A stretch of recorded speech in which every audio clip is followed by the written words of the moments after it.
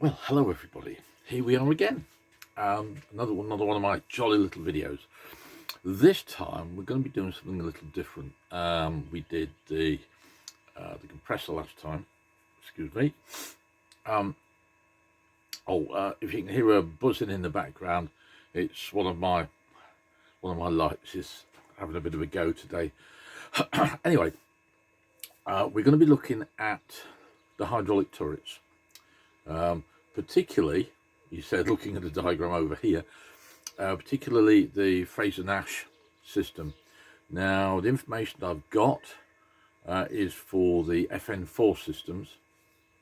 The pictures I'll be referencing to when we look at the aircraft pictures are the FN20, but it applies the same, it still uses the same things. Now, I'm getting this information from turrets by 1209046 LAC Cluit. I'll put his little book there. It's his notebook when he did his fitters course back in whenever, late 40s, early 50s, I should think. Might even be, somewhere around about that time. So these are handwritten notes, and they are taken from the AP 1659, sometime in the late 40s. So for this video, we'll be covering the FN4 system, but the photos, like I said, the photos at the end will be from the FN20 that we've got at the Heritage Centre. So throughout this, I'll be putting up various slides. But to start with, the first one I'm going to put up, and it is the turret circuit diagram. Okay, it's a hydraulic circuit diagram for the FN turrets on, in this instance, Lancaster, but I suppose any of the aircraft at the time that had these turrets. So yeah, any of the big bombers, because they'd have any of the big bombers with 2 or more turrets, they'd have had these. So like I say, I shall pop this on the screen because it's a bit too big to see, and then you can download it and have a look. I'm not going to reference to this diagram because Mr. Cluit has drawn his own, and it's a very nice little one. So if you've all stopped it and downloaded this, we'll carry on. So what we're starting with is you'll be seeing something like this build up on the screen as we go. Okay, so without further ado, just to put a note on these drawings that I'm about to put up, the red is for pressure, the blue is for exhaust or return, if you like, and the striped is the bidirectional flow. So this is hydraulic oil. Yeah. So we started off with the EDP, right, the engine driven pump, right, driven off the Merlin or whatever engine's powering it. 7 to 9 gallons a minute at 300 psi, which is a fair old bit of push, isn't it? The next bit, oh, it's a nice sunny day, loads of bikes go to the coast again. So the next bit along is a relief valve. So this is regulating the system pressure. Yeah. Then we have a VORS filter, VORES. This is on the exhaust line only, okay, to filter out any impurities that are being chucked back down the system before they get to back to the pump. And this gets replaced every 6 months. Yeah, so like I say, I'm taking this from his notes. So these are his words, but yeah, it's on my bit of paper just down here. Now we have a recuperator. Right, now this keeps static pressure on the exhaust line to 6 to 20 pounds per square inch. So it's a bit like an accumulator, but on the exhaust line. And also this is tied into the header tank that allows you access to refill the system. If you look into the books, the way they bleed these systems is quite amazing. But like I say, the header tank is connected to the recuperator. If you if you might not be able to see them, but if you refer to the first diagram I put up, you'll see where these fit into the system here. Alongside the recuperator, we have a release valve. Okay, so this operates at 275 to 295 psi and passes oil from the pressure to the exhaust through the recuperator. Okay, so once again, it's a way of regulating the pressure in the system. Then we have the RSJ, which is a rotating service joint. This allows services into the turret while allowing the turret to turn. So it's not just the hydraulic fluid that's going through this RSJ, it's also the electrical services, like your 28 volts to power any motors. There'll be your intercom system going through there, and anything else that needs to go there. The armaments, the armaments, the bullets, the rounds have their own way of getting there. It's quite an intricate system underneath the turrets, or if the turret's at the top, if the bearings at the top, then yeah, it's quite an interesting way of doing it, especially on the rear turret. It's quite involved. Right, moving on for the RSJ, we come to the valve box. Now the valve box is where the controls are.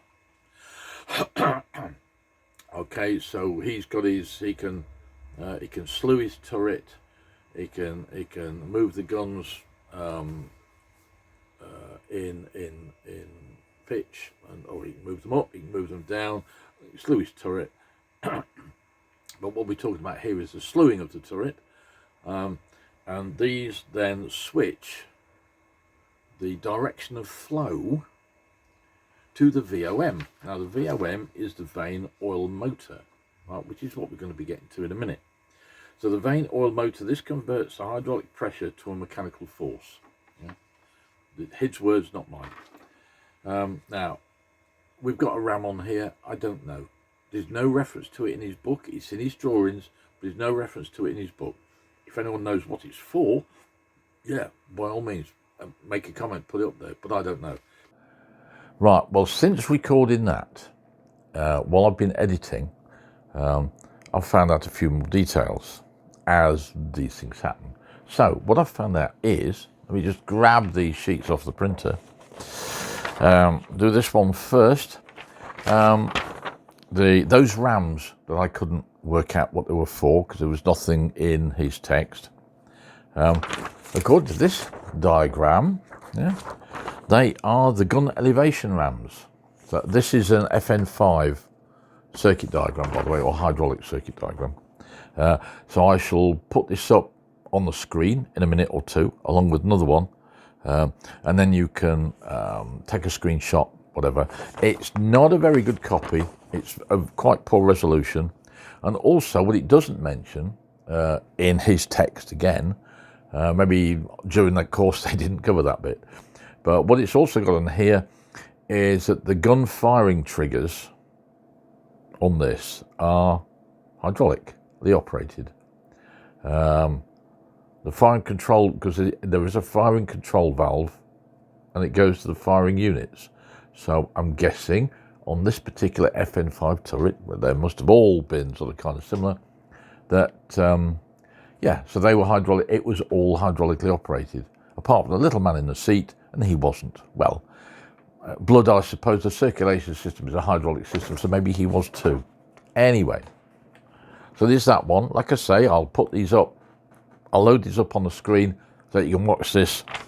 And then what we've got here is a diagram of the recuperator. Now, I found that one this morning while I was looking for something else.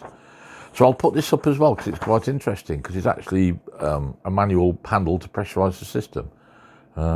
Yeah. So, so there we go. So like I say, when I finish waffling, before we go on to the rest of this strip down, I'll pop them up any second now, and then we'll be back to the action. So away we go. Here's the drawings, screenshot if you want to, fill your boots. Back to the action.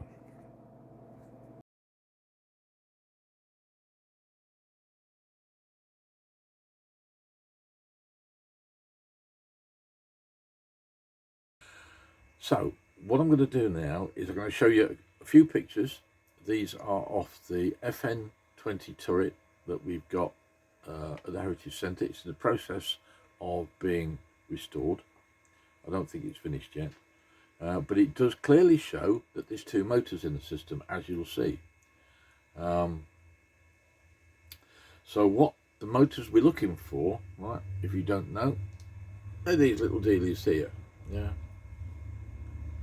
Yeah, you'll see them bolted on the side. That's possibly all you'll be able to see of them. Yeah, and I think they run directly on the through a support directly, possibly on the turret ring itself. Yeah, and these spin through the turret round. So yeah, this is a little bit ropey. It's been in the wars, if you'll excuse the pun. Yeah, I've soaked it in oil to try and sort of clean it up a bit and loosen things up. We will be taking this apart shortly to have a look. I'm not too worried about it because, like I say, it's in poor condition. If it was a really good condition one, then I'd leave it alone. But as it is, it's jammed. It doesn't want to turn. Yeah, so it's not very well at all. So we'll be looking at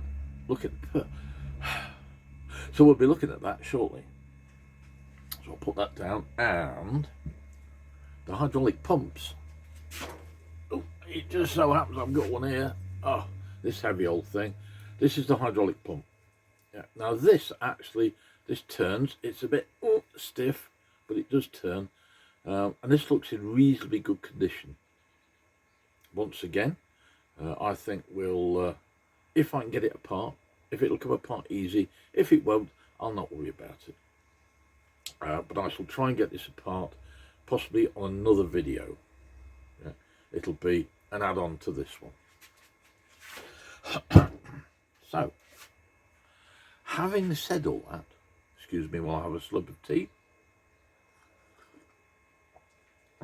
Rather good. So, having said all that, let's turn things around, and yeah, we'll take the motor apart, shall we? See what's in there. Okay, well here we are. That's a little puppy. So what we're going to do first is we're going to take this off first. As you can see, everything's a little bit battered. So we're going to take this one off first, and then we're going to undo this, pull that off, and then we'll see where we get to after that. So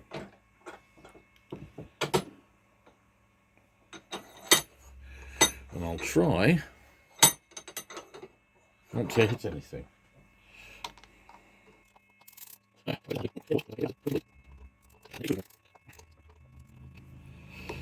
I said earlier, quite a few bikes out today. Nice sunny day, a little bit windy, but I'm not out on the road today because it's a Sunday and it's full of idiots. So lever that up. Not with that.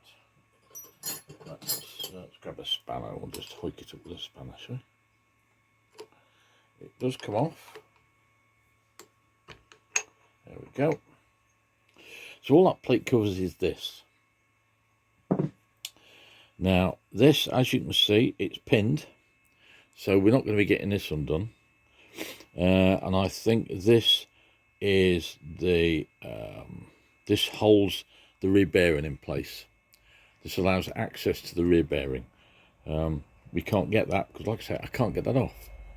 So we'll turn it over now, and we'll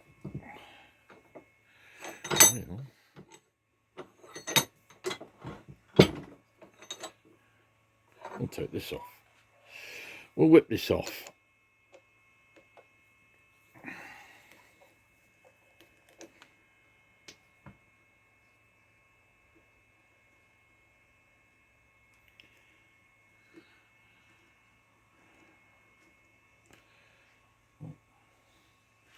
So all that's holding that on, it's on a spline shaft. It's quite hard on that spline shaft, and it doesn't come off easy. I don't think it's going to let me lever it off, and it isn't. No, I'm not going to push it. So what I'm going to have to do, I'm going to have to get me big puller out, and we'll whip it off that way. So I'm not going to bore you guys to death with me mincing around with this big puller to get it off. So we'll stop it now, and I'll come back to you when it's off. Right, so we've got it loosened off now. It wasn't tight, but it was just tight enough. So what we've got is this. Yeah, right, okay. So what we've got is, so it's a shouldered pinion on the bearing. Now the bearing is fairly loose, but that was seized when it arrived here a couple of weeks ago. Because yeah, I've had this sitting around for a little while to get round to this. So right, so put that down over there. There's also a packing washer.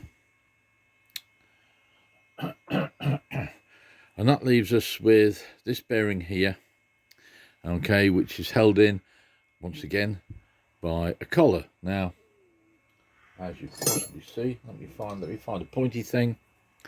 We are pinned here, at that point there, is where it's pinned. So I'm not going to fight it. It's also got a pin in there. This appears to be quite common. I think the idea is that you can only take it apart in the factory, but I would imagine that very few of these went back to the factory. The pumps might have done, but I shouldn't think the motors did. I mean, I could be wrong, but anyway, just by surmise. So yeah, so it's pinned there, and it's pinned there. So we're not getting this off. So we'll have to drive the pinion out the bearing, which is always a fun thing to do. So what we're going to do now is we've got 1, 2, 3, 4 small ones, 3 big ones. These are 2BA. I think they're 2BA. What size span have I got out for this? I did have a is it 2BA? I'm trying to look. Yes, it is. So these here are 2BA, and these are, I think, quarter BSF, or 3/16 width, if you like. So let's get these undone. 2 of these will tap out nicely, because, like I say,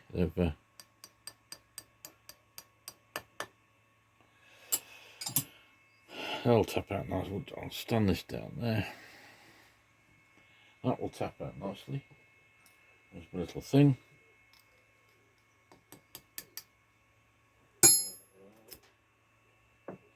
There we go, and that one. Yeah.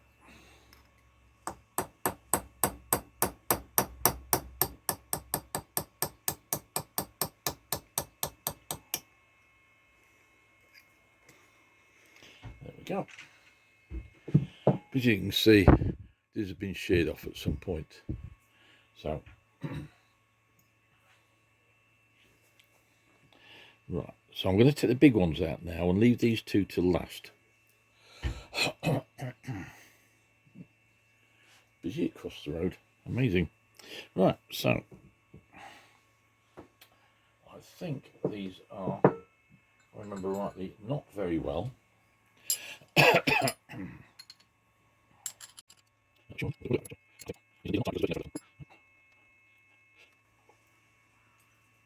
Yeah, there's virtually no thread left on that at all.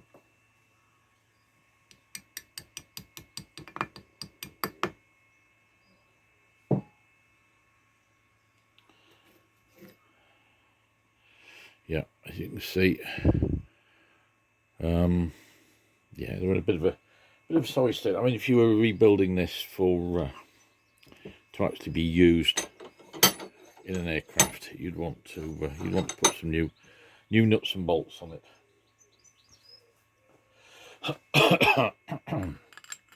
Talk amongst yourselves while I'm doing this, won't you? At least you can see what I'm doing this time. There we go. There's another one. That one's in slightly better nick, but all these nuts. I mean, this thing has been dropped and kicked around. I mean, that's been abraded. That has. So whether it was damaged when the aircraft it was fitted to was scrapped, I don't know. We possibly never will. I'll just do that one.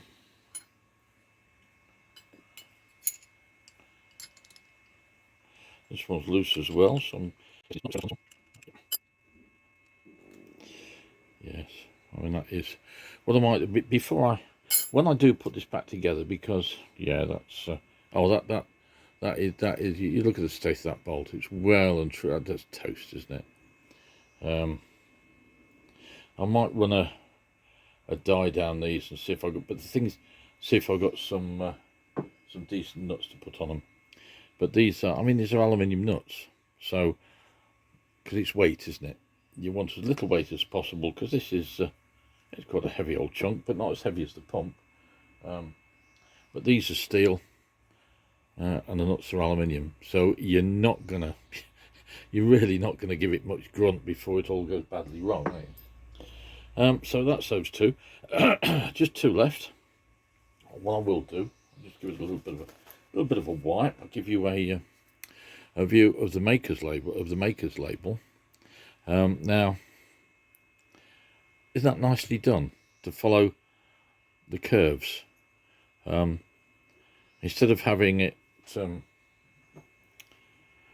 etched into the plate or hammered into the end plate, it's actually it's sculpted into the side. It's very nice. That it's a nice touch. Back in England when we made things, those were the days, etc. Right, so I need to get the two 2BA ones off. If I can find me, put my tools away. That doesn't normally help, does it? There we go.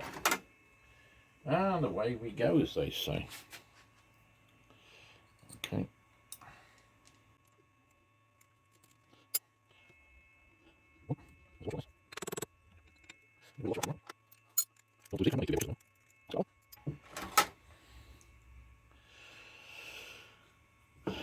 Turn it over and do this side, and then it's just a matter of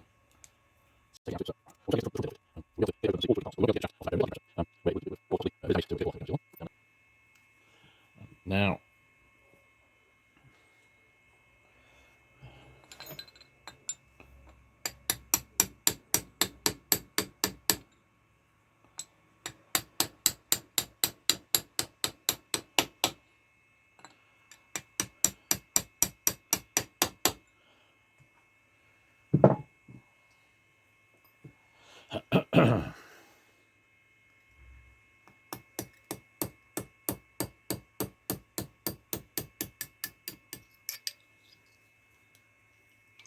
Not yet.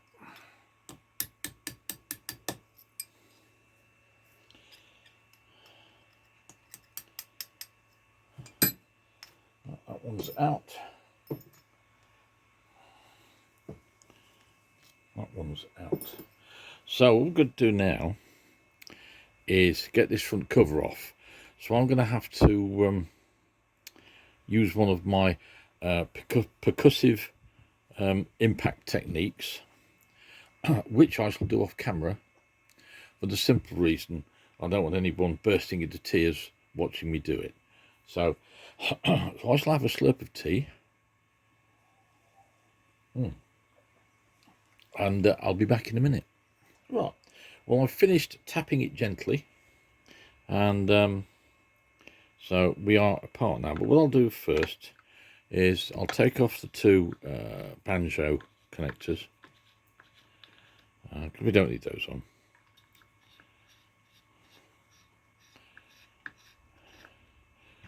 So these would have been the connections for the oil lines, standard sort of banjo type high pressure connection, similar to what you get on vehicle hydraulic systems, or any hydraulic systems really like that.